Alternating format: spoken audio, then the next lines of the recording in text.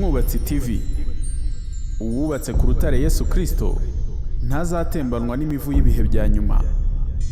Torero rya Kristo, komera. Ese yemwe abo mu biyaga bigari, nimubona ko igicu gikubye, ko mbona mutanura ngo mwugama y'amahindu, imitaka yanyu ikomeye ite. Yesu Kristo ashimwe inshuti bavandimwe bene data, nongeye kubasuhuza kandi mbahaye ikaze ku Mwubatsi TV. Ndabifuriza amahoro y'umwami n'umucunguzi wacu Yesu Kristo. Nitwa Umuhoza Clement ku batanzi ndetse wenda n'abaje vuba ahangaha ku Mwubatsi TV. Ndabifuriza kugubwa neza, ngo amahoro y'umucunguzi wacu Yesu Kristo twakurikiye akomeze gutwarira muri mwe n'imiryango yanyu yose. Uyu munsi rero n'ubundi ni umunsi w'umugisha kuri njyewe ndetse no ku bandi benshi, nawe wenda unyumva. No munsi w'umugisha kuko Uwiteka yongeye kutwongerera kubaho. Hari benshi ubu batakiriho kandi wenda ejo bari bariho. Rero dushimye Imana kuko twebwe tukiri bazima, no kubera umugambi wayo. Hari iki kiduteganyamo cyangwa se hari ikiduteganyirije, hari ibitaratungana buriya tutaratunganya. Niyo mpamvu Uwiteka akomeje kutwongerera iminsi yo kubaho, kubw'ibyo ahabwa icyubahiro cyose. Kuri uyu munsi rero w'umugisha duhawe, n'ubundi hari ubutumwa. Kugeza ubu hano hamaze gucaho ubutumwa bugera muri bubiri Imana yahaye wa mukristo wo mu idini Gatolika. Hari abantu benshi bagiye bambaza batari ko uwo muntu ubundi ni umugatolika. Ndavuga nti ni umugatolika kuko we yanyibwiriye yuko ari umugatolika, ntabwo rero wajya kuburanya umuntu. Batise kuki adasenga akoresheje ikimenyetso cy'umusaraba? Igisubizo natanga aho ngaho nuko burya umuntu ashobora kuba ari mu idini ariko atari umunyedini. Simuvugira, ahari wenda hari umunsi azabisobanurira neza. Gusa njye twaraganiriye igihe kirekire, numva mu by'ukuri ni umukatolike. Hari ubutumwa rero bugera muri bubiri natambukije ahangaha, ndetse bwageze kuri benshi. Ubwa mbere bwarebaga itorero cyangwa se idini rya ADPR, ubwakurikiyeho n'ubuheruka n'ubundi bwavugaga ku by'indangamuntu y'ikoranabuhanga. Nabwo ni ubutumwa Imana yari iherutse kumuha bujyanye n'ibi bihe tugezemo. Hari ubwo tugiye kumva rero kuri uyu munsi, ni ubutumwa yari amaranye igihe, ndetse wenda yakabaye yarabutambukije mbere nuko Imana yamuhatiye gutambutsa buriya kuko bwo bwihutirwaga cyane. Ariko n'ubu ngubu burihutirwa kuko ugereranyije n'igihe yabuherewe, ibiri kuba ubu ngubu byari bitaraba. Rero ni ukuvuga ngo hari ibyasohoye ariko kandi hari n'ibitarasohora. Muze kumva ishurirwa yagize, ndetse muze kumva ijambo ry'Imana yahawe ku musozo. Muraza gusobanukirwa byinshi kandi tuboneho no gushima Imana kuko ikomeza kugenda iduhishurira byinshi mu migambi ya Satani ndetse n'imigambi yayo. Uwiteka ahabwe icyubahiro. Reka nongere kubibutsa cyangwa se wenda n'abari batabizi babimenye, iyo hari ubutumwa buje bwitwa ubuhanuzi cyangwa se bwitwa ihishurirwa riturutse ku Mana, si ngombwa guhita ubimira byose bunguri. Oya, ahubwo ijambo ry'Imana riravuga ngo ntitugahinyure ibihanurwa, ahubwo tugerageze byose tugundire ibyiza. Ni ukuvuga ngo uburyo tugeragezamo ubuhanuzi ni ukureba mu by'ukuri niba bujyanye n'ijambo ry'Imana, kuko ubuhanuzi buza butajyanye n'ijambo ry'Imana, butari mu byanditswe byera, ubwo buhanuzi ntabwo buba ari ukuri. Kabone n'ubwo bwaba bujyanye n'iki gihe turimo ariko buhabanye n'iby'ijambo ry'Imana rivuga, ubwo buhanuzi ntukabufate nk'ukuri. Ariko nubwumva ukumva bujyanye n'ijambo ry'Imana icyo rivuga, ubwo buhanuzi ujye ububika muri wowe mu byo ubitse, utegereze gusohora kwabwo. Niba ari byo gusengera ubisengere, niba kandi ari ibitagomba guhinduka utegereze wihanganye kandi wejejwe. Ntatinze rero cyangwa se ntagiye muri byinshi, reka mbareke mukurikirane ubu butumwa. Ubwo njye Uwiteka nabishima tuzahura n'ubundi mu kiganiro cy'ubutaha.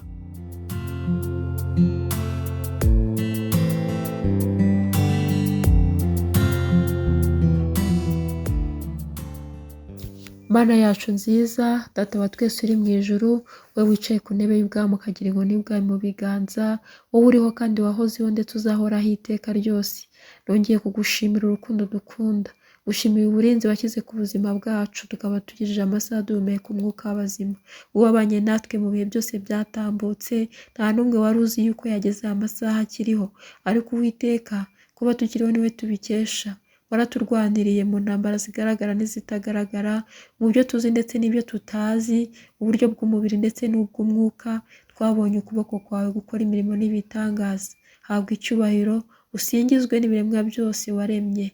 akanya nk'aka rero nciye bugufi nyejesha amaraso y'umwana wawe Yezu Kristo, umbabarire ibibi byose naba narakoze byambuza kuba nahagarara imbere yawe nkiranutse. Unyuhagire umboneze rero, haba mu byo navuze no mu byo nakoze, ibyo natekereje ndetse n'ibyo ntatunganije. Umbabarire unyeze wese kugira ngo mbashe gutambutsa iyi mesaje wampaye kugeza ku bwoko bwawe nariho urubanza. Kandi ndakwinginze ngo roho wawe akore ku mitima ya buri wese, maze abashe gukingura imitima, maze buri wese abashe kumva ubutumwa no kubwakira, kugira ngo ugire icyo buhindura kuri we ndetse afate umwanzuro wo kukugarukira. Mana yacu nziza, nyemera roho wawe abe ari we wivugira, ntaba ari njye, ahubwo gushaka kwawe nikubeho, mu izina ry'umwami wacu Yezu Kristo usenze nizeye, amen.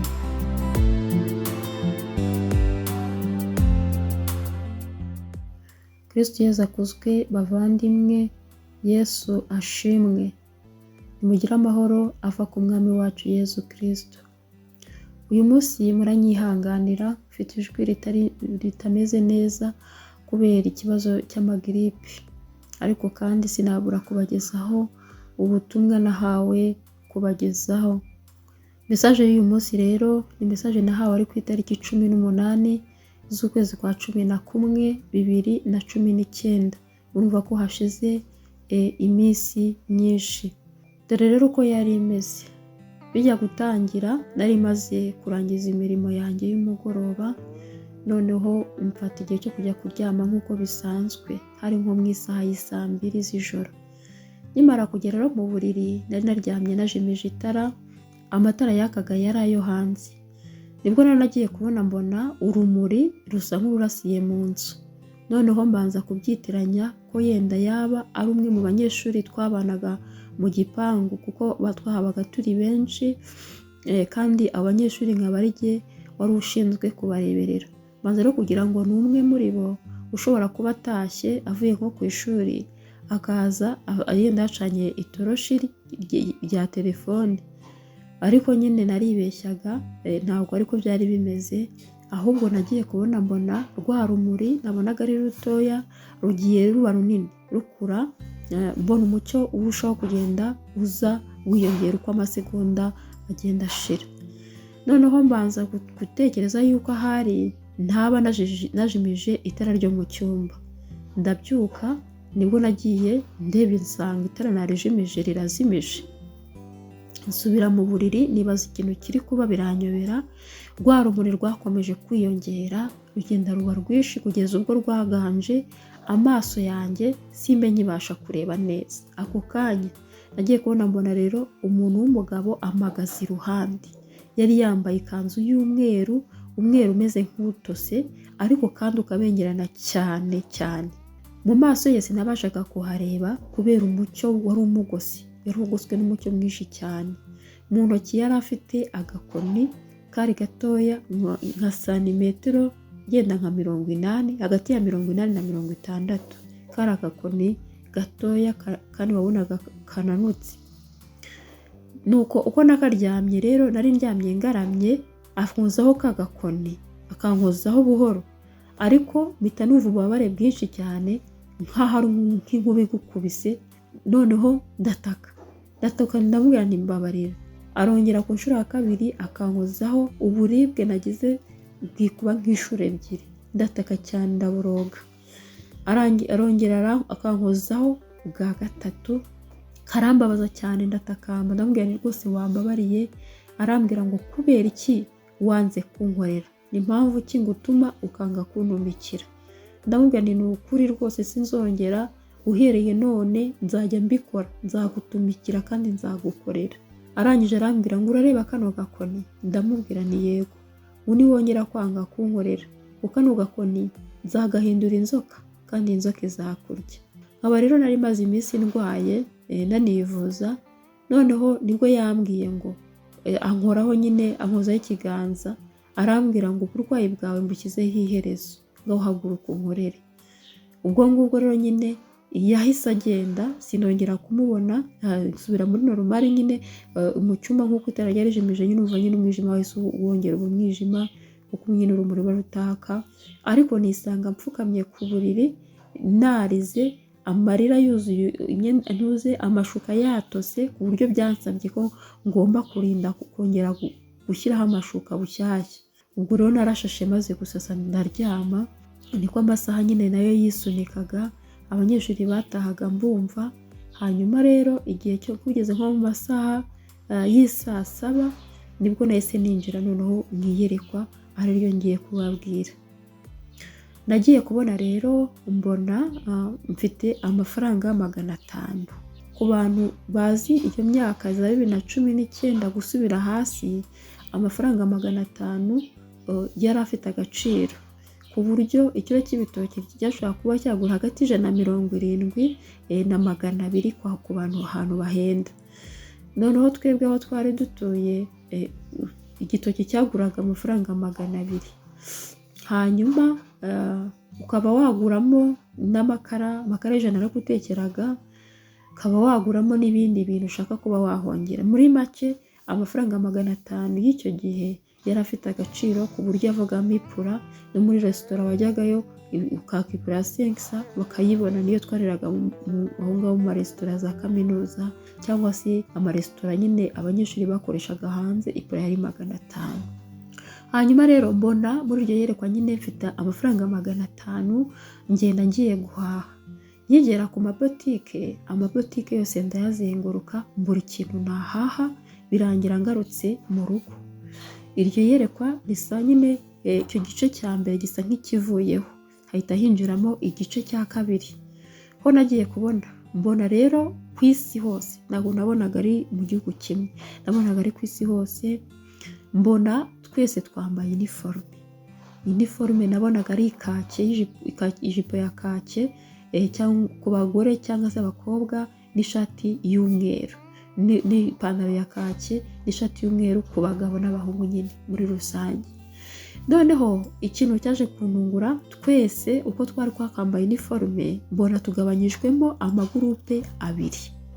Abantu b'igitsina gore ukwabo mpabwa no kubabera umuyobozi, hanyuma abagabo nyine ubwo abasore n'abagabo nyine igitsina gabo bose nabo bahabwa umuyobozi wabo. Noneho mbona dufashe urugendo duhunga. Nubwo twahungaga nabonaga nta ntambara yari yabaye, ahubwo mu gihugu cyose no ku isi hose nabonaga hari ituze, nta kintu na kimwe cy'urusaku cyari gihari. Nta modoka washoboraga kumva, nta moto, nta ndege, ibintu byose byari bicecetse ku rwego rukomeye. None ahantu hose twanyuraga, haba ari mu mihanda ya kaburimbo, haba mu mihanda y'ibitaka, wabonaga ibihuru byarahuzuye, ukabona imihanda yarasibye, mbese ukibaza nk'ikintu cyabaye bikakuyobera. Twakomeje rero urugendo duhunga nyine muri iryo hunga, ndavuga ngo nta kintu cyari cyabaye kijyanye n'intambara rwose, nta na kimwe. Ariko nyine nabonaga turimo guhunga twerekeza iburasirazuba. Tugeze rero ahantu ku musozi, nabonaga nyine bwije. Hanyuma nibwo nabwiye abo nari nshinzwe kuyobora abo bagore n'abakobwa, ndababwira nti rero burije, cyaba cyiza nuko twaruhuka hanyuma tukazasubukura urugendo ejo. Ku bahungu nabo niko byagenze, nabo bafashe igihe cyo kuruhuka. Mu mabwiriza rero twari dufite, nta mugabo n'umugore bari bemerewe kwegerana, ntago byari byemewe. Ni ukuvuga ngo twabaga turi nk'aha, noneho abandi nabo bakaba bari nko muri 1 kilometero bavuye aho turi. Habaga nyine harimo kilometero ku buryo habamo umwanya. Nibwo rero naje kubwira nyine ba bantu twari turi kumwe, ndababwira ni rero nimufata akanya muryame muruhuke. Nabonaga ari ukuryama mu byatsi, hanyuma nyine bagategereza ko bucya tugakomeza urugendo. Ngiye sinaryamaga rero, nk'umuntu wari ushinzwe kubareberera, nagombaga no kubacungira umutekano. Mu gihe rero bamaze kuryama, hari bimaze kuba nyine mu kabwibwi, nagiye kubona mbona haje umuntu w'umugabo wari wambaye nkatwe, yambaye kake nyine, ipantaro y'ikake n'ishati y'umweru, ariko we akambara n'akagofero mu mutwe kajyaga kumera nka tuno tugofero abasilamu bambara. Noneho mbona rero aza dusanga, ageze nko muri metero 100, ndamubwira nti urimo urajya hehe? Arangije arambwira ngo ndimo ndaza aho ngaho nje kuryama. Ndamubwira nti ntabwo byemewe yuko umuntu w'umugabo aza kuryama muri place y'abagore baryamyemo. Wowe uramanuka ugenda usange bagenzi bawe b'abagabo ahantu bari, ubasange uryamye. Arangije arambwira ngo se ngo niki gituma uri kumbuza kuryama? Ubu ngubu ngo reba ngo bari kure, ngo kubageraho ni umwanya muremure, waretse nkaryama aha ngaha. Ndamubwira nti ntabwo byemewe, mu mabwiriza dufite ntabwo byemewe ko abagore n'abagabo bagira ahantu bahurira. Ubwo ngubwo rero yarambwiye ngo ngaho mbwira impamvu uri kumbuza kuryama aho ngaho. Ndamubwira impamvu ya mbere, mu mabwiriza twahawe amabwiriza yuko abagore n'abagabo batagomba kugira ahantu bahurira, batagomba kwegerana. Icyo ni kimwe. Icya kabiri kimbuza yuko naguha umwanya wo kurara hano, ni nuko abagabo namwe muri izi iyo muhuye n'abantu b'igitsina gore, ntabwo nshobora kwizera yuko mutaza kuvaho mugasambana, bikaba byateza ikibazo cy'uko wagira butera inda ureba ibihe turimo, cyangwa se ukaba wabanduza na sida. Nimara kumubwira gutyo yaransetse, araseka cyane hafi kwikubita hasi. Arangije arambwira ngo mugiye kurwara indwara z'ibyorezo, ndetse mugiye no kurwara sida nyinshi cyane, kuko nari mubwiye nyine yuko na sida ashobora kuyibanduza. Ngo ati mugiye kurwara indwara z'ibyorezo nyinshi, ndetse mu mwese ngo mugiye kurwara sida, kandi si igihe uzaba uzizanye. Noneho rero iryo yerekwa naryo ryabaye nk'irirangira, hahita hakurikiraho irindi rya gatatu, uvuga ngo niyerekwa rimwe ariko ryarimo ibice bitatu. Nibwo rero nagiye kubona mbona noneho nzamuwe ahantu hari umusozi muremure. Noneho nkihagera hejuru habo hari hashashe, nsanga hari igiti. Icyo giti nabonaga ari igiti kinini cya avoka, ariko cyumye, cyakokotseho amababi yose yaragishizeho, nta kababi na kamwe ushobora kubona muri icyo giti. Hanyuma uwo musozi ahantu hose hari ahantu hirengeye ku buryo ashobora kureba ku isi hose ukahabona. Mbona rero nyine muri icyo gice nyine icyo nabonagamo cy'u Rwanda, mbona ibintu byose byarumye, ari ibyatsi, ari ibiti, ari insina, ibihingwa, nta kintu na kimwe ushobora kubona cy'icyatsi kibisi mu bimera. Mbese wari kugira ngo ni umuriro bafashe baratwika ku buryo nta kintu na kimwe cy'ikimera washoboraga kongera kubona kigifite ubuzima, kuko n'icyitwa ibiti byari byarumye bihagaze, amababi yarabikokotse yarabishizeho. Nibwo rero nagiye kubona nyine mbona mpagaze iruhande rw'icyo giti cya avoka cyari kinini cyane, ariko kitakigira amababi yacyo yose yari yarahungukiye hasi, yarumiye aho hasi. Nagiye kubona rero mbona iruhande rwanjye hahagaze abagabo, abagabo nabonaga ari abantu babiri, bari bambaye amakanzu y'imyeru. Noneho rero nibwo nagiye kumva abantu barambwiye ngo turabizi neza yuko ugiye kubonekerwa. Barambwira ngo reba hejuru, ngo kuko ugiye kubonekerwa. Nahise rero ndeba hejuru, nk'urugero nabaha, murabona nk'igihe cy'isaa sita umuntu wenda iyo ahagaze akareba hejuru abona izuba riteganye nawe ku mutwe. Noneho fata uburebure bw'aho hantu uhagaze, hanyuma urebe n'aho izuba riri, ufate ubwo burebure, nibwo tugiye gukoresha. Nagiye kubona rero mbona nyine aho nari mpagaze ndeba hejuru nk'uko abantu bari babimbwiye. Nibwo nagiye kubona nyine mbona hejuru nk'aho wapimiranye ririya zuba riri, mbona hari umugore wari unanutse cyane ukabije koko, ari amagufwa masa. Mbona nyine ari aho mu kirere acuramye, umutwe werekezaga hasi ku butaka. Nuko ngiye kubona rero mbona ararekuwe. Mu by'ukuri nta kintu cyari kimufashe mu kirere cyagaragaraga. Nagiye kubona rero mbona arahananutse, akubise umutwe hasi imbere yanjye muri ya mababi ya cya giti cy'avoka yumiye aho, atangira gusambaguzamo amaboko. arayasandagaza nyine nk'umuntu uri gusamba.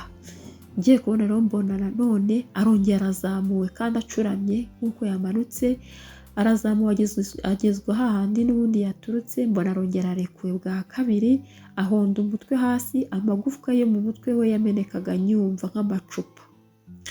Hanyuma bwa gatatu nanone arongera azamurwa, agezwe hejuru nanone hahandi yaturutse, arongera akubitwa hasi ku nshuro ya gatatu, ariko bwo yarababaye cyane kurusha na mbere. Hanyuma rero mbona arasambagurika muri ya mababi ya voka, asambagurika. Nibwo nagiye kumva numva ijwi rivugiye mu kirere, mu gicu, riravuga cyane, ryari ijwi riranguruye ku buryo byakubitaga impande enye zose z'isi no mu butaka ukaryumva rivuga. Wari kugira ngo ni inkuba nka zimwe zo ku muhindo zahindiye rimwe, ku buryo wabasha kuva mu kirere, mu butaka aho uri, ukumva nyine biteye ubwoba ndetse kuva ahantu haratigita. Numva ijwi rero riravuze, rivuga inshuro 3, ariko sinabasha kumva iryo jwi ryavugaga, bitewe n'uko nyine ururimi ryavuzemo ntabashaga kuryumva, n'ubwa mbere nari numvise urwo rurimi. Nuko rero ba bantu bari bandi iruhande babiri nibo bambwiye ngo turabizi neza yuko ibyo iryo jwi bivuze utabasha kubyumva, ngo niyo mpamvu twaje hano kugira ngo tugusobanurire. Ngira ijwi riravuze ngo kubera ko mwanze kunyumvira, ibi byose bizasohora. Rirongera riti kubera ko mwanze kunyumvira, ibi byose bizasohora. Arongera ati kubera ko mwanze kunyumvira, ibi byose bizasohora. Bigeze mu kwezi kwa 7 2020, hari ku itariki ya 12, hari ku cyumweru. Icyo gihe nari mvuye gusenga mu masaha y'isaa 7. Nibwo rero nongeye kwinjira mu rindi yerekwa. Icyo gihe ibintu byari bimeze nabi, harimo za lockdown, zaguma mu rugo, hariho inzara, mbese ibihe byari bitameze neza. Nibwo rero nagize iyerekwa muri ayo manywa, nari nicaye mu ntebe, ngiye kubona mbona njyanywe n'ubundi kuri wa musozi nagiriyeho iyerekwa. Nagiye kubona rero hari igiti hamwe hari igiti cyari cyarumye. Nagiye kubona mbona noneho si igiti gihari, ahubwo hari umunara munini cyane, haba mu bugari wari munini, mu mubyimba wawo, ndetse no mu burebure wari muremure cyane. Nk'uko rero nyine bisanzwe nabonaga nyine n'ubundi imisozi yose yarumye, mbese nta kintu cy'icyatsi wahabona, nk'uko nyine mu iyerekwa rya mbere nabonaga bimeze. Noneho rero muri uwo munara naritegereje, mbona harimo abantu babiri. Hari umuntu umwe wari uri mu munara hejuru, ariwe wari ushinzwe kuwukoresha, hakaba undi wari uhagaze iruhande rw'uwo munara. Uwo nguwo ngo yari nyir'umunara, niwe rero watangaga amabwiriza kuri wa muntu wawukoreshaga. Ngiye kubona rero mbona wa muntu uri hejuru mu munara yagendaga ararangaguzwa nyine mu mpande enye zose z'isi, ngo arebe niba nta muntu yabona kugira ngo amuhamagare aze amuhembuze amazi yari ari muri uwo munara. Nibwo rero nagiye kubona mbona haje umugabo, yari umugabo wishwe n'inzara cyane, mbese yarashizeho umubiri, ari amagufwa nyine ubona amasa. Yari ari kumwe rero n'inka imwe ye, nayo yabaye amagufwa nyine, yishwe n'inzara. Urumva ntabwo babonaga icyo kurya, ntabwo babonaga icyo kunywa. Nuko mbona baza basanga wa munara, ariko bari barushye bananiwe cyane, batabasha kugenda no kubera inzara. Nuko ngiye kumva numva wa muntu wari uri mu munara hejuru abwiye wari uri hasi, aramubwira ngo dore haracyariho umuntu, dore mbonye umuntu ucyayuka n'inka ye baza bagana hano. Nuko rero urumva uwo hasi aramubwiye ngo ngaho rekura amazi maze umuhembure. Nagiye kubona rero mbona umwe wo hejuru akanze buto kuri uwo munara, mbona hacunshumutse amazi nka kumwe batera spray. Mbona nyine amazi aracunshumuka nyine ayapuriza kuri wa muntu wishwe n'inzara, wishwe mbese n'inyota. Mbona rero nyine aramupurizaho y'amazi. Noneho numva wa wundi nyine nyir'umunara nyirawo numva aramubwiye ngo mbese ngo ko mbona uri gukoresha amazi menshi kandi igihe kikiri kirekire. Aramubwira ngo koresha amazi make ngo kuko igihe kiracyari kirekire. Nuko arangije rero ahembura wa muntu agarura ubuyanja, niko gutangira kuvuga. Arababwira ati uko mutubona uku nguku njyewe n'inka yanjye nitwe twenyine dusigaye muri iyi karitsiye yose mureba. Abantu bose bari batuye hano barapfuye, bishwe n'inzara, bishwe n'inyota, nta tungo wahabona. Ati ubu nanjye kugira ngo ndokoke n'iri tungo ryanjye twari twarasuhutse tujya kwihisha ahantu. Rero nibwo nagiriye inama yo kugaruka. Mu kugaruka nsanga natwe habaye gutya, mbese nanjye murebe uko nje meze. Nibwo nahise mva aho ngaho ntambagira muri iyo karitsiye ngo ndebe nimba koko nta muntu waba yenda ugihumeka, hanyuma ngo mbabwire baze kuri uwo munara nyine babashe guhembuka. Ubwo ngubwo nyine inzu yose nageragaho nasangaga yaramezemo nyine ibyo bintu by'ibihuru byarahumiye, gasanga nyine nta bantu baheruka aho hantu, mu mazu yose mburamo abantu. Nibwo rero nerekeje ahantu hari hameze nko mu mirima hatari hatuwe. Nkihagera nsanga ni ahantu nyine hahoze ari nko mu bisambu hadahingwa, ariko nyine ibyatsi byari bihari byari byarumagaye.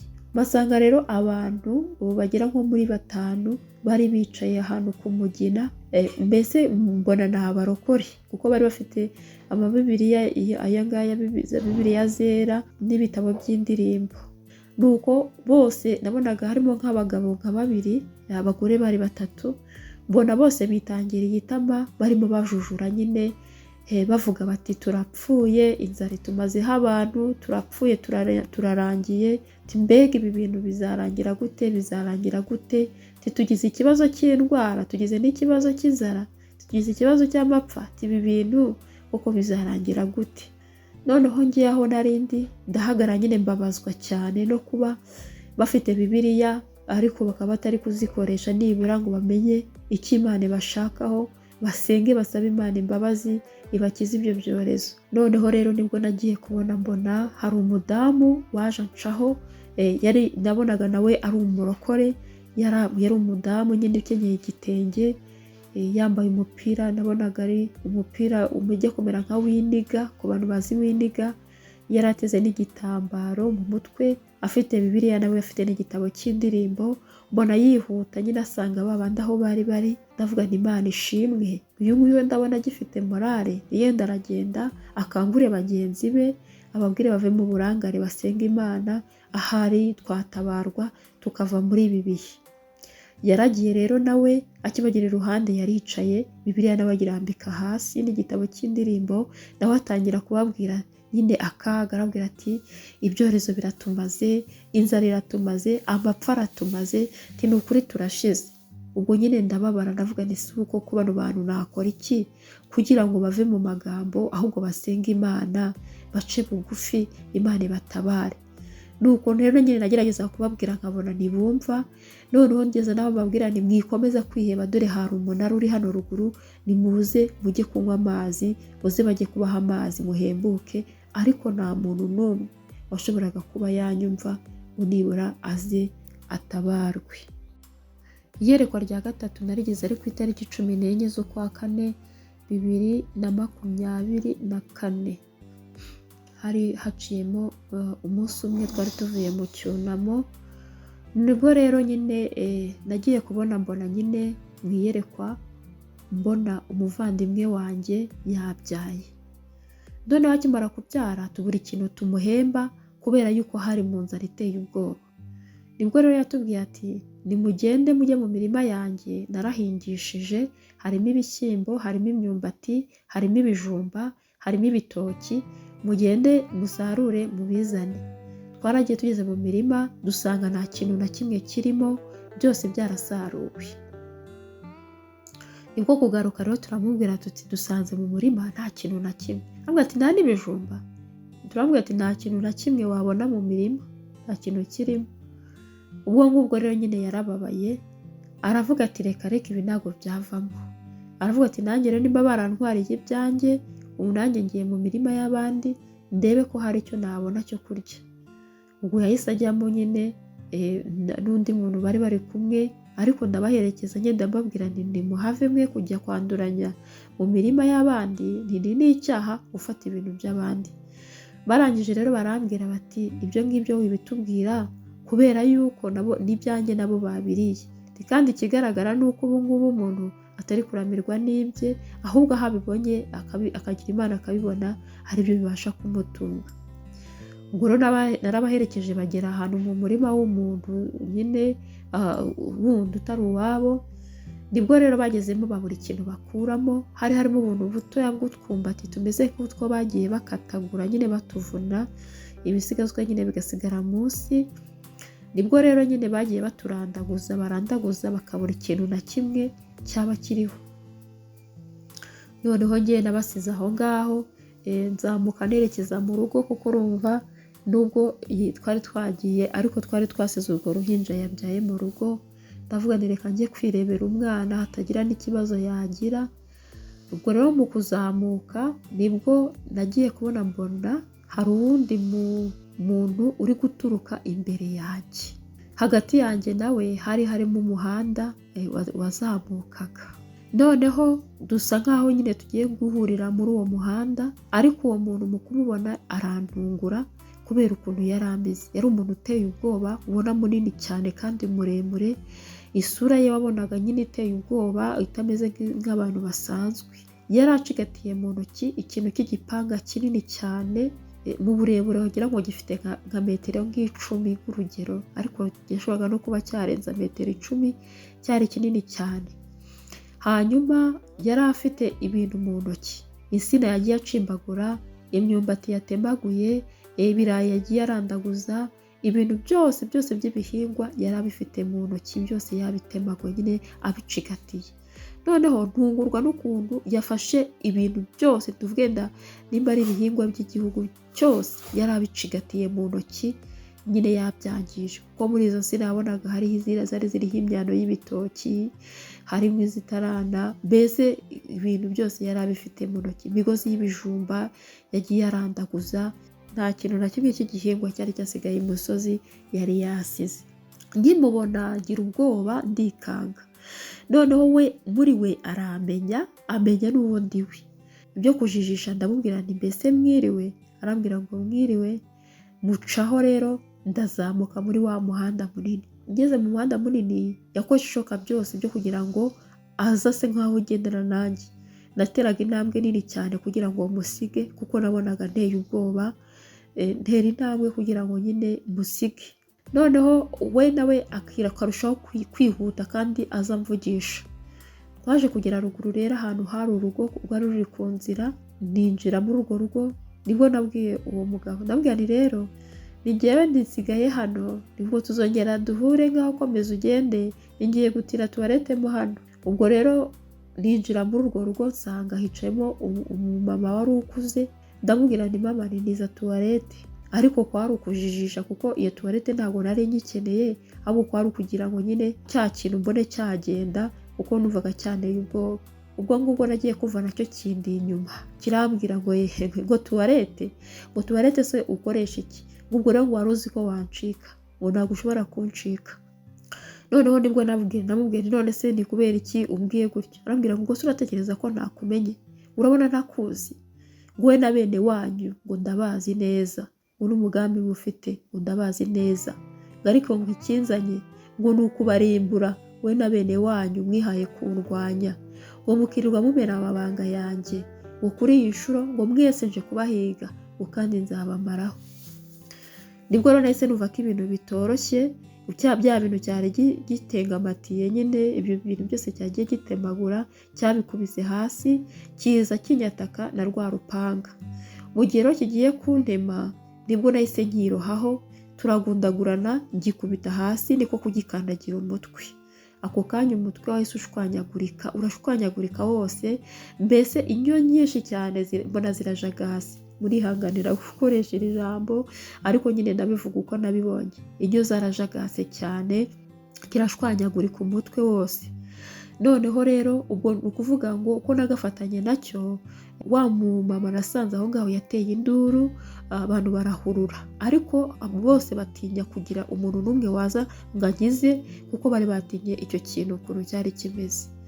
Noneho maze kugihonyora nyine kimaze gushwanyagurika wa mutwe, abantu bakoma mu mashyi barishima, bashima Imana bavuga ati ni ukuri rwose urakoze cyane. Mu gihe rero nyine nari nishimye mvugana iki kintu ubwo cyishe reka nikomereze urugendo ngende, nibwo nagiye kubona umuntu kirongeye kiriyegeranyije, bya bisigazwa byacyo nyine by'umutwe birongera biriyegeranya, mbona umutwe uriyegeranyije n'ubundi wongeye ugifasheho, kirongeye kibaye kizima. Kirambwira ngo ubwo rero wibwiraga kunyishe, ariko ngiye nagira ngo nkubwire ngo ntabwo ujya upfa, uko nzapfa igihe cyanjye cyageze, ngo kandi igihe cyanjye ntabwo kiragera. Noneho rero nyine kirongera kiranyataka, mu kujya gufata cya igipanga n'ubundi wahise dufatana n'icyabasha kukigeraho nyine ngo kigifate, ndongera ngikubita hasi, ndongera ndagihonyora. Ubwo nyine kubera induru nyinshi zakomezaga zivuga, nagiye kubona mbona nyine n'umuryango wanjye nawe uraje, harimo b'abavandimwe banjye n'umubyeyi wanjye, baza nyine baje kureba ibintu byabaye, basanze ari njye baravuga ati umama niwe wavuze ati umwana wanjye kiramwica. Ndababwira nti nimuve hano muhunge, muve hano, ntagire umuntu n'umwe usigara ahangaha, mugende. Ariko mama aravuga ati ntabwo nasiga umwana wanjye mu kaga ngo ngende. Ndangije ndamubwira nti ni ukuri ntacyo mba, mwene mugende. Nagikubise hasi rero ku nshuro ya kabiri, noneho kirashwanyagurika nyine. Hanyuma nizera ko nyine gipfuye, nibwo nabwiye nyine umuryango wanjye, ndababwira nti nimuze tugende tuve hano. Ariko nubwo narisize gishwanyaguje, nari mbizi neza ko n'ubundi cyongera kigasubirana, kuko cyari cyavuze ko kitajya gipfa kandi kiri kuri misiyo kugeza igihe nyine kizarangiriza icyo cyaje gukora. Ubwo rero naragiye tugera mu nzu iwacu, ndabakingira ndabashyira mu nzu, ndababwira ntihagire umuntu wongera gusohoka.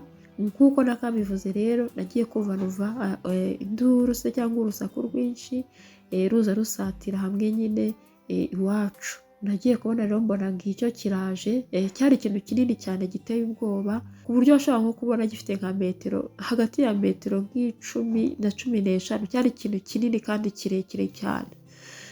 Ubwo ngubwo rero kiza n'ubundi gisatiriye nyine urugo, mba nakibonye, abantu bakigendera kure nyine ariko bavuza induru nk'aho bamenyesheje nyine ko kije. Cyaraje n'ubundi turacakirana, turarwana. Ndakibwira nti nubwo wavuze ko utajya upfa, ariko mfite ugutsinda kandi wagutsinze n'ubundi, ni Yezu Kristo kandi arakumfasha, ndagutsinda. Ubwo rero nagikubise hasi, n'ubundi ndongera ndagishwanyaguza, ariko nyine mpita nkanguka. Izi mesaje uko ari 3, yaba iyo nahawe ku itariki 18 z'ukwa 11 2019, iyo kuri tariki 12 z'ukwa 7 2020, n'iyo ku itariki ya 6 z'ukwa 4 2025, ariyo ya gatatu. Iyi mesaje murambabarira ya gatatu nibeshya amatariki, ntabwo ari ku itariki 14 z'ukwa 4 2024, nayitiranyije n'indi nahawe icyo gihe, ariko iyi nyine nababwiyeyo niyo ku itariki ya 6 z'ukwezi kwa 4 2025.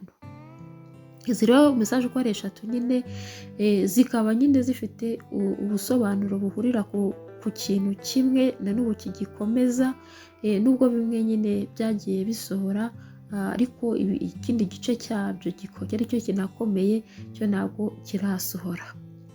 Izi mesaje zose rero zikaba zifite ubusobanuro buhurira ku bintu 3. Ikintu cya mbere ni ugutakaza agaciro k'ifaranga.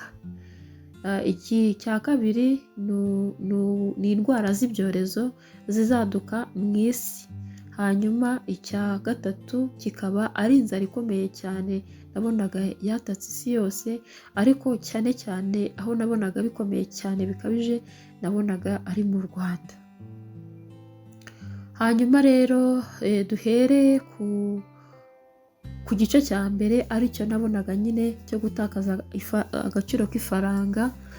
Muribuka ko nari mfite amafaranga 500 icyo gihe rero amafaranga 500 nk'uko nabivuze yari amafaranga menshi, washoboraga kuba utararana ubusa, ushobora kujya muri resitora ugahaha ukagura ibyo kurya ukarya, washoboraga kandi no kuba wayahahisha uri umuntu umwe ukaba wateka kandi ukarya neza.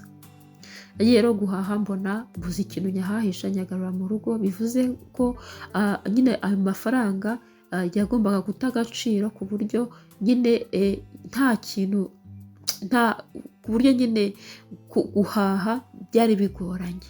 Hanyuma tujye mu gice cya kabiri. Igice cya kabiri ni ikirebana n'ibyorezo. Icyo gihe 2019 kuri iyo tariki ya 18 hari ku wa mbere, ndabyibuka byageze ku wa gatanu, nari mfite abaturanyi banjye ba mu itorero rya AEBR, ari itorero ry'ababatiste, twari twegeranye neza, bari inshuti zanjye ku buryo nyine bajyaga bagira icyumba cy'amasengesho ku wa gatanu, bakaba banantumira nkajyayo tugasengana. Ubwo rero ku wa gatanu harageze nanga kubyihererana njyayo, yewe nsaba n'umwanya kuko numvaga ubwo buhanuzi bukomeye ndabubabwira. Babwira ntabwo bumvaga ikintu bivuze uretse igice cyari kirimo nyine cyo kumva ko hazabaho inzara, ariko ibyo bindi by'ishuri by'iniforume z'ishuri nabonaga ibyo ntabwo babashaga kubyumva, nanjye ubwanjye sinabyumvaga. Bigeze rero 2020 ndumva hari mu kwezi kwa 4 nko mu matariki nimba ari 18, nimba ari hagati y'itariki 14 n'itariki 20, nibwo uwari umupasiteri umwe mu bahaba arampamagara arambwira ati irya yerekwa wagize rya iniforume ryawe ryasohoye. Noneho ndamubwira ese ni ibiki? Arambwira ati dore hateye icyorezo mu isi, ati icyo cyorezo kirasaba umuntu wese kwambara agapfukamunwa. Rero nizo za iniforume wabonaga. Ubwo rero mwumva nyine igisobanuro cya za iniforume n'ubundi nabonaga muri rya yerekwa rya mbere, aho nabonaga twese twambaye inifomu. Ikindi kintu cyari kirimo muri iryo yerekwa ni uko nyine byabuzaga abantu kwegerana bagahana intera, kandi koko icyo gihe niko byari bimeze. Wasangaga mu mabwiriza twari dufite ari ukwambara agapfukamunwa, gukaraba neza ndetse no guhana intera, kwirinda ko abantu begerana. Hanyuma muri iryo yerekwa kandi muri icyo gice kijyanye n'indwara z'ibyorezo, muribuka ko ubwo abantu nari mbabwiye kuryama ngo baruhuke, aribwo nyine haje kuza umugabo ashaka kuryama mu ruhande abagore bari baryamyemo, ndamubuza. Nibwo rero yambajije impamvu, mubwira yuko mu mabwiriza dufite abagore n'abagabo batagomba kuba hamwe, batagomba kwegerana. Ikindi gituma ntaramwemereraga ni uko nangaga ko agira uwo asambanya, kugira ngo mu byo namubwiraga nyine yari afite impungenge bivuga ko nabasambanya ashaka kubatera inda cyangwa akabatera sida. Ariko nkibimubwira yarambwiye ati indwara z'ibyorezo ngizi ziraje, kandi mugiye no kurwara sida, mugiye kurwara sida nyinshi kandi ntabwo ari byo uzaba ubizanye. Ubwo rero nyine urumva ko icyo cyorezo cyo nyine cyaje no kuba nyine 2020 ndumva ariho cyageze mu Rwanda nko mu matariki 14 20 z'ukwa kane, ntabwo ndi kubyibuka neza, ariko ndumva icyo cyorezo cyo cyaraje, inifomu zikambarwa ku isi hose. Hanyuma kandi n'izo sida yariyongereye cyane, abantu bafite ubwandu bw'agakoko gatera sida imibare yariyongereye. Genda mushaka kubikorera igenzura ku babishobora, guhera 2019 igihe mpabwa ubwo butumwa kugeza kuri uyu munsi 2025, ku muntu ubuze kubireba arabona ko ubwo buhanuzi bwasohoye ndetse n'ubu bugisohora, kuko ntabwo byahagaze, kuko nyine ntabwo ikibihagarika ni kimwe, ni uko abantu bagomba kuva ku izima bakava mu byaha bakayoboka Imana kugira ngo bagire amahoro. Hanyuma icyiciro rero cya gatatu ni icyiciro cy'inzara. Nk'uko nabibonaga nyine mwiyerekwa, imisozi yose yari yarumye, ibimera byose nta na kimwe wabona, ibiti byarakokotseho byarumye bihagaze, amazi yarakamye, mbese nta kintu kiramira abantu cyari gihari. Yemwe n'abantu ntabwo bari bakigaragara cyane, kuko abenshi nyine bari barishwe n'inzara, sinzi aho abandi nimba bari barahunze barasuhutse, ntabyo nzi. Ubwo ngubwo rero aribwo nabonaga nyine ngo ndi kubonekerwa mbona umuntu ahanurwa hejuru, ahondwa hasi cyane bikomeye, bikaba inshuro 3, hanyuma ijwi rikavuga, iryo jwi simenya icyo rivuze. Hanyuma abantu bari iruhande rwanjye 2 bari bambaye ibyera bakansobanurira bambwira bati turabizi neza iri jwi icyo rivuze, ntago wabashije kucyumva, niyo mpamvu twaje hano kugira ngo nyine tugusobanurire. Aribwo bambwiraga ngo iri jwi riravuze ngo kubera ko mwanze kunyumvira ibi byose bizasohora. Muribuka ko nyine byabivuze inshuro 3. Ibyo rero bikaba bishushanya umujinya w'Imana ku batuye mu isi, igihe cyose banze kumvira icyo Imana ibasaba, bakanga kumvira amategeko yayo, nayo izabasukaho umujinya wayo binyuze mu nzara ikomeye cyane. Uretse ko hari n'ibindi nyine bizaza igenda biri mu bundi butumwa, ariko sinabura kubabwira ko harimo n'intambara, hakabamo inzara, hakabamo nyine n'izo ndwara z'ibyorezo, kuko nyine ni ibintu bitatu nk'uko nabibonye muzagenda mubyumva. Ariko nyine iyi nzara yo ni inzara izaba ikomeye cyane ku rwego rwo hejuru, izaba iri ku isi hose, ariko izagira ibihugu nyine nk'ibi bikiri mu nzira y'amajyambere byo bizaba byahagorewe cyane, ko nta n'ikoranabuhanga bafite ryo kuhira imyaka, urumva bizaba bigoye cyane. Hanyuma rero nyine uwo mugore ngo wakubiswe hasi inshuro 3, ahondwa hasi kandi arananutse cyane, bivuga nyine umujinya. Ubundi uwo mugore wari unanutse cyane, yanitse amagufwa, bivuga nyine inzara, kwicwa n'inzara ikomeye cyane. Ariko iyo nzara ikazaza ari ufite ubukana bukomeye cyane, ariko gukubitwa hasi nta mbabazi nta mpuhwe. Niko bizaba rero ngo bimeze igihe cyose umuntu atarisubiraho. Hanyuma rero muri iryo yerekwa rirangiye, twinjira mu iyerekwa ryo mu kwezi kwa 7, ari ku itariki ya 12, 2020. Ibyo byorezo twari twamaze no kubigeramo, n'inzara twaratangiye kwisogongera, ariko bitarakara cyane. Ubwo nabonaga uwo munara rero, nkabona n'abawukoreshaga, hanyuma nkabona n'ubundi yanzara, mbona ibintu bikomeye. Uwo munara rero ngo ushushanya Kristo, hanyuma ngo abantu bazemera bakava ku izima bagasenga Imana yo mu ijuru, bakisunga Imana, ngo niyo izababera ubuhungiro, izabaramira, ngo nta kiyo nzara izabatwara. Nubwo abenshi bazapfa, ariko iyo nzara ngo nta kizabatwara. Hanyuma rero abazinangira n'ubundi bagakomeza ubwo bubi, ntabwo bazakangisha ngo bafite amafaranga, kuko amafaranga ntabwo wayahekenya. Udafite icyo yahahisha nta kintu yakumarira. Icyaba cyiza rero nuko abantu bakumva ijwi ry'Imana bagahinduka.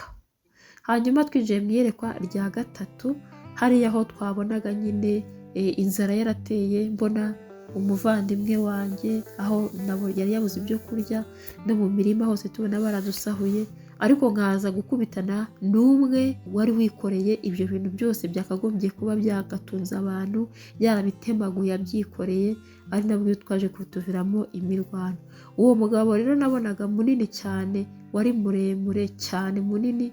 Urabona umuntu nka 10 metero, urabona ni umuntu munini kandi muremure kandi munini, yari afite imbaraga nyinshi cyane, n'isura y'ubwayo yari ikanganye, kandi yari afite umuhoro muremure nawo ubwawo yari nka 10 metero. Icyo gihoro cyari kinini cyane, cyasaruye ibintu byose byo gutunga abantu, cyabyononnye. Ngo icyo kintu ngo gishushanya dayimoni w'umurimbuzi, w'umusaruzi, ari wenyine uteza inzara mu isi.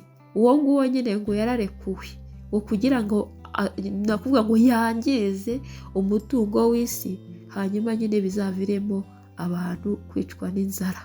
Ikindi kintu yenda ubutumwa buri muri ubwo buhanuzi, ni uko harimo ubutumwa bureba abahanuzi, nk'aho cyambwiraga nyine ubwo narwanaga nacyo, kikambwira ngo kizandwanya, ngo hamwe ngo na bene wacu, ngo dufatanyije kumena amabanga yacyo, ngo nicyo cyamuzanye, ngo kandi ngazakigeraho.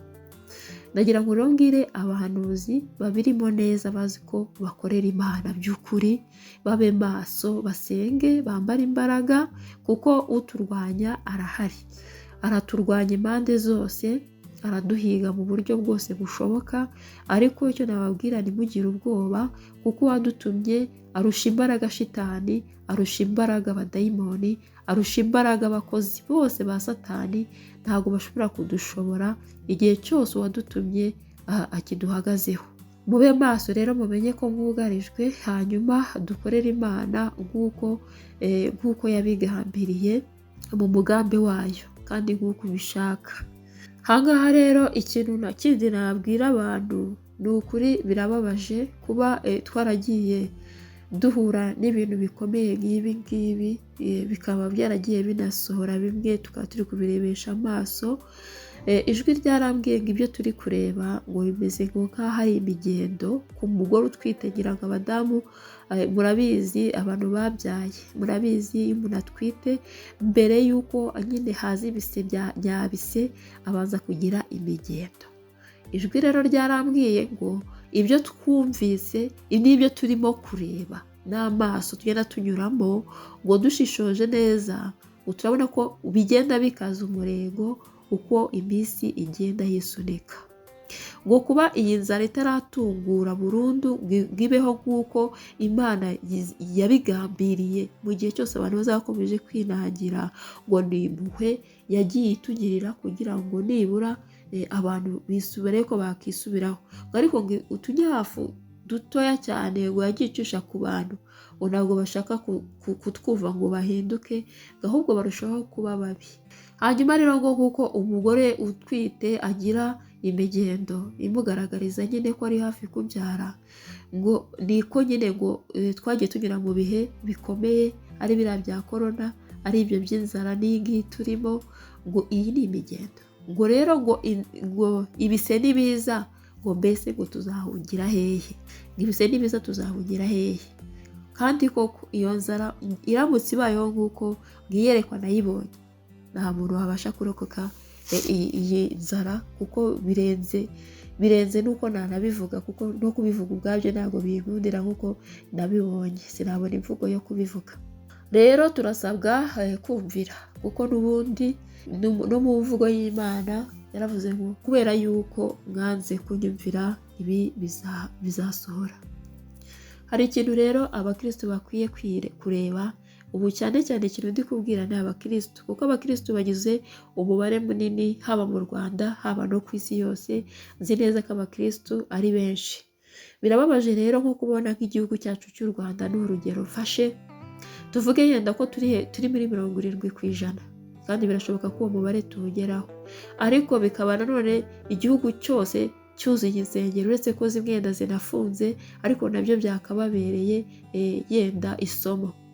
Noneho izo nsengero zose imyaka zagiye zimarana mbere y'uko zifungwa, ugasanga mu gihugu habayeho ubwicanyi nka jenoside yakorewe abatutsi ku bantu bari bariho, murabizi ibintu byagiye biba. Hanyuma hakagenda habaho amacakubiri menshi, n'ubu akiri mu mitima y'abantu, inzangano zikiri mu mitima y'abantu. Umuntu akagambanira mugenzi we, umuntu akica mugenzi we amuhoye uko Imana yamuremye, kandi rwose ataragize n'uruhare rwo guhitamo uko Imana imurema. Uretse ko twese ko twamera kose, nta muntu mubi Imana yaremye, twese turi beza mu maso y'Imana kandi turi ibiremwa by'Imana. Ariko ugasanga mugenzi wawe murapfa ukuntu Imana yakuremye. Ibyo n'ubu ubwabyo biteye ubwoba, kandi mwese mwarangiza ngo muri abakristo, mugahurira mu rusengero rumwe, mugasenga, mwamburi hamwe, mukaba bamwe, mwasohoka hanze umwe akaba umwanzi undi akaba umukunzi.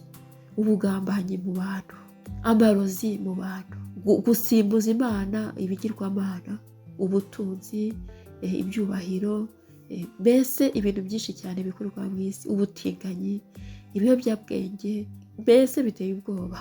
Ibyo byose bikaba byiganje mu bakristo bazi ko bamenye Imana. Mbese urwo rukundo Imana idusaba ruzaturuka hehe mu mitima imeze ityo? Urumva kubaha Imana bizaturuka hehe? Rero umuntu akwiye wese kwisubiraho. Nta kuntu abantu bangana gutyo bose bitwa ko ari abakristo, igihugu cyakagombye kugwa mu kaga ngo kibe mu makuba kandi cyuzuyemo abakristo bangana gutyo. Ubwo ntabwo ari abakristo, rero ni umurato. Imana rero n'ubundi izo nsengero zose izifunge kuko n'ubundi bigaragara ko ntacyo zimaze, kandi muzagirwaho urubanza kuko mwatukishije umurimo w'Imana, umuvuga Imana ariko itari mu mitima yanyu. Kandi rero nyine ibihano ni byinshi, ibihano birahari, ntabwo nubwo biri kure.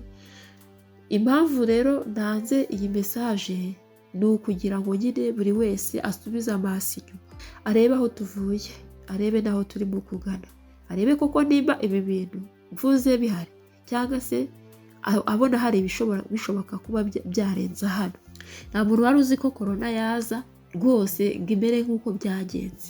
Nta muntu wari uzi neza yuko inzara ishobora guhera muri 2020 ikaba igejeje uyu munsi, kandi ndabibona neza ko igende ikomeza. Nubwo uretse agahenge Imana igenda idushyiriramo, abantu bakaba bahinga bakeza, amezi igenda bakabona ibibatunga nko mu mezi 2, hanyuma bakongera kwinjira mu cyiciro cy'inzara. Ari wo wa munara twabonaga nyine Imana iducishirizamo kugira ngo nibura impuhwe zayo tubashe tuba twazireba, hanyuma tugaruke ku murongo. Ariko umuntu yakomeje kwinangira, akomeza kuba mubi kugeza kuri uyu munsi. None rero bavandimwe, buri wese niyisuzume, nanjye nisuzume, buri wese arebe mugenzi we nk'ishusho y'Imana, urukundo rwongere rugaruke mu bantu, bityo bizatuma n'Imana twongera kuyimenya, tuyigarukeho, itugirire ibambe. Nyamara rero kubona mesaje ya gatatu iyo nabonye ku itariki 6 z'ukwezi kwa 4 2025, nahawe icyanditswe gikubiyemo ubusobanuro bwa za mesaje zose twamaze kubona. Iki cyanditswe ntabwo ndibugisobanure, ahubwo turagisoma. Buri wese akurikije ubusobanuro twagiye tubona arabasha kwisobanurira, kuko ngo birasobanutse, nta bundi busobanuro bampaye kuri iki cyanditswe. Gusa icyo nategetswe ni ukukibasomera, kandi namwe muze gusubiza amaso inyuma musome, hanyuma mumenye icyo mukwiriye kuba mwakora. Ni muri Yesaya rero cyangwa Izayi ibice 3, ubwo ni umutwe wa 3 twagiye. Umutwe w'amagambo uravuga ngo ubutegetsi budafashe i Yerusalemu. Dore Nyagasani Imana umugaba w'ingabo azima Yerusalemu na Yuda inkunga iyo ari yo yose, abima icyitwa umugati n'amazi cyose, abagomwe intwari n'umutabazi, umucamanza n'umuhanuzi, umupfumu n'umukuru w'umuryango, umukuru w'ingabo n'umunyacyubahiro, umujyanama, umunyabukorikori n'umuhanga mu by'ubushitsi. Nzabaha abasoreho abatware bazategekwe n'abana bato. Abantu bazagirirana nabi, umwe arenganya undi, umwana akangaranya umusaza, umutindi asuzugure umunyacyubahiro. Umuntu azafata umuvandimwe wo mu nzu ya se agira ati, ubwo wowe ufite umwambaro utubere umutware, n'aya matongo aba ari wowe uyategeka. Nuko undi azatere hejuru ati, sinshoboye kubabera umukiza, iwanjye nta mugati nta n'umwambaro, nimushobora rero kungira umutware wa rubanda. Yerusalemu iradandabiranye, naho Yuda iratembye. Amagambo n'ibikorwa byabo bibangamira Uhoraho, bigasuzuguza ikuzo rye. Imisusire yabo niyo ibashinja, beruye ibyaha byabo nka Sodoma ntibakihisha, nibigorerwe, bo bikururiye amakuba. Ahangaha murahumva Nyagasani Imana yanjye, ibi bintu murabyumva. Hano ku murongo wa 8, ngo Yerusalemu iradandabiranye, naho Yuda iratembye. Amagambo n'ibikorwa byabo bibangamira Uhoraho, bigasuzuguza ikuzo rye. Imisusire yabo niyo ibashinja, beruye ibyaha byabo nka Sodoma ntibakibihisha, nibigorerwe, bo bikururiye amakuba. Nimuvuge muti, intungane irahirwa, kuko izanezezwa n'imbuto z'ibikorwa byayo. Umugome agushije ishyano, kuko azahanwa hakurikijwe ibikorwa bye. Muryango wanjye urenganywa n'umwana, ugategekwa n'abagore. Muryango wanjye abagutegeka barakuyobya bakakunyuza inzira itaboneye. Ahangaha rero n'uhoraho nyine wabwiraga umuryango we, ni ku murongo wa 12 tugeze.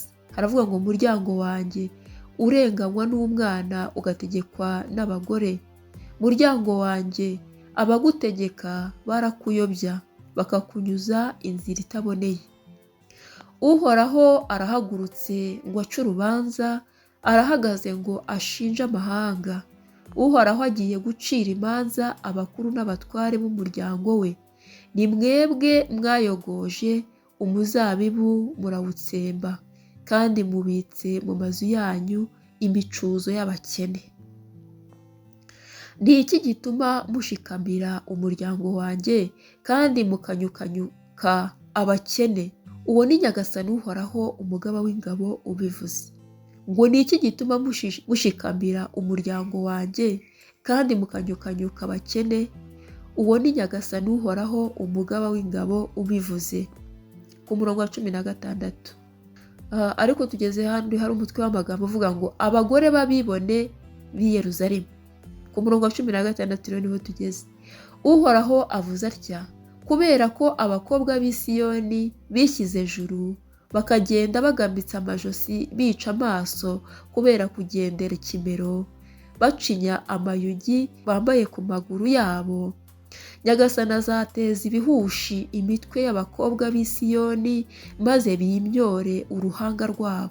Uwo munsi Nyagasani azabambura imirimbo yose, amayugi, inigi n'ibirezi, amasaro, ibitare n'ibitambaro byo mu mitwe, ingori, imikufi, imikandara iboshye, imyeko n'impigi, impeta zo ku ntoki n'izo ku zuru, imyambaro y'umunsi mukuru, ibishura, imyitero n'amasakoshi, indorerwamo, amashati y'ubwoya, udutambaro baziguriza ku mutwe n'amakamba. Umubavu uzasimburwa n'umunuko, umweko uhinduka umugozi.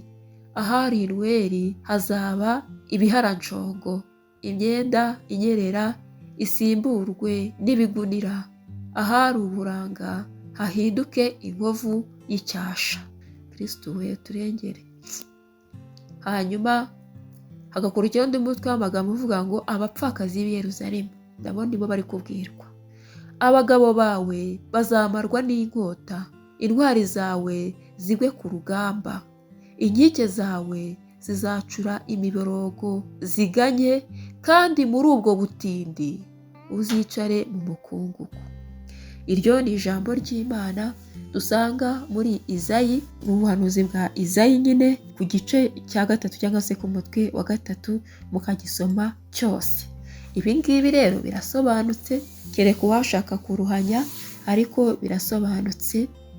Harabwirwamo nyine abategetsi bayoboye isi en general, harabwirwamo abagore babibone nyine b'i Yerusalemu, hakabwirwamo nyine ngo n'abapfakazi b'i Yerusalemu n'abakobwa b'i Yerusalemu. Wabasha kubisoma barabyumva n'ikimana nyine n'ibyaha iri kubashinja nabyo birimo. Buri muntu wese rero yakisuzuma akamenya icyo akwiriye gukora. Ntacyo ndenzaho rero ku buhanuzi buri muri iki gice mu gitabo cya Izayi.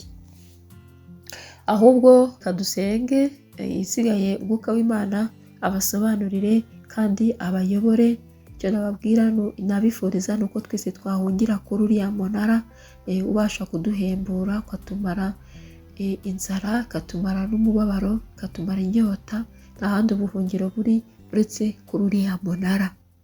Mana Data Nyiringabo, Data wa twese uri mu ijuru, we Mana isumba byose kandi ugashobora byose, we Mana idukunda urukundo rutabasha kurondoreka, ndakwinginze kugira ngo tubabarire ibyaha byacu byose, tubabarire kwigomeka kwacu Nyagasani.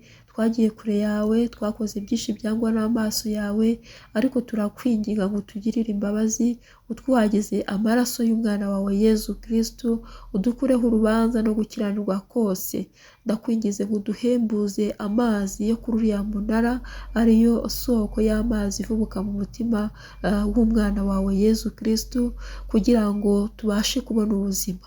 turinde rero kuyoba, uturinde gukomeza kubabaza umutima wawe, ahubwo utwongerera imbaraga zo kuva mu bishuko, utwongerera imbaraga zo gutsinda shitani, utwongerera imbaraga zo gutsinda imibiri no gutsinda isi. Ndakwingize ngo roho wawe aze atuyobore, atubere urumuri rutuganisha aho uri, maze tuzabashe gukora ibyo wifuza ku buzima bwacu. Mana yacu, icyubahiro cyawe ntabwo ujya ugikurwaho nuko twacumuye cyangwa se ngo tube twagiye kure yawe, ahubwo Nyagasani Mana, twebwe ubwacu nitwe ingaruka zigeraho, nubwo nawe bibaza umutima wawe kubona waritanze ku bwacu kugira ngo tubeho, ariko tukanga tukiroha mu nyenga y'umuriro.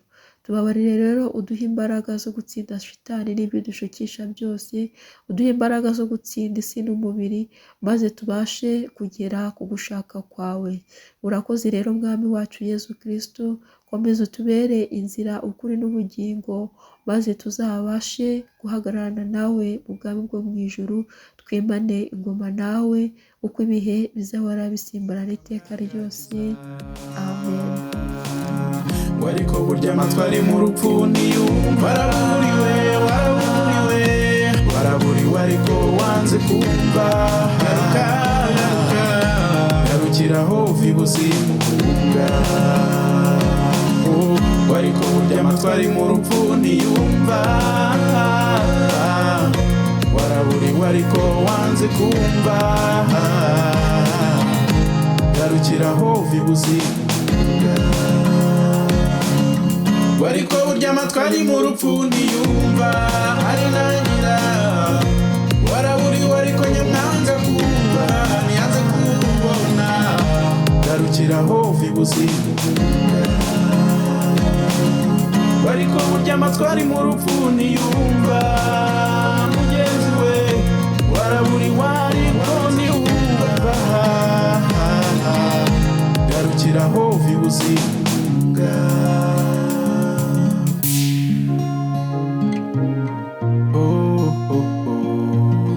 Garukiraho mugenzi we, Imana iragukunda. Garukiraho uva ibuzimu uhunga.